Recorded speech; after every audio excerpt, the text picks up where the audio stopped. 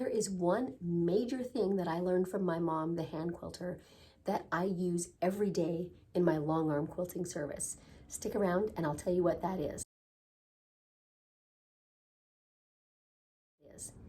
Welcome to my channel. I'm Susan Smith, and I offer tips and tricks and practical experience from over 1,200 quilting projects that will help you to overcome fear and to build confidence and skill in your own machine quilting journey.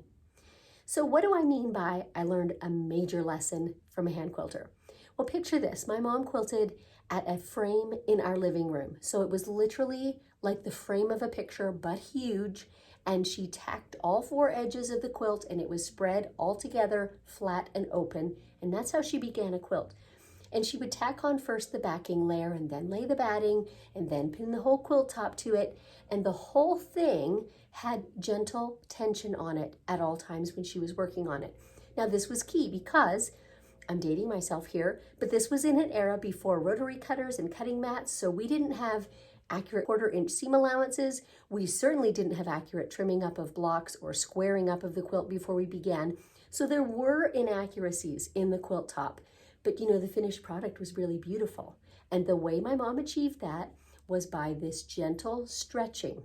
And the reason for that is that any unevenness or fullnesses are distributed when you put gentle tension on the entire thing. So translating that into my long arm quilting these days, clearly I have rails on which the top and bottom of my quilt are loaded. So that's pretty easy to see how there's tension there.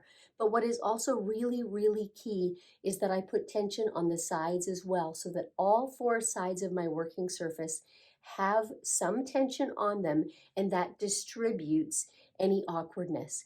So I use side clamps like these, which hold the whole edge of my quilt, which you can see up there.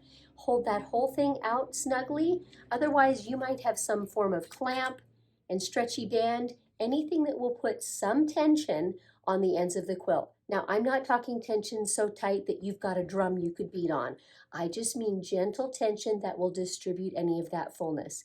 So in the quilt I'm working on today, you can even see there's a border on it, and the border is mitered in the corners, and that is tricky at the best of times. There is often this little bit of fullness in that border that just needs to be tamed to match the rest of the quilt. And so this idea of putting gentle tension on the whole thing will tame all that fullness and give me a beautifully flat result. Try it for yourself. Like and subscribe for more tips like this, and follow me on social media as Stitched by Susan.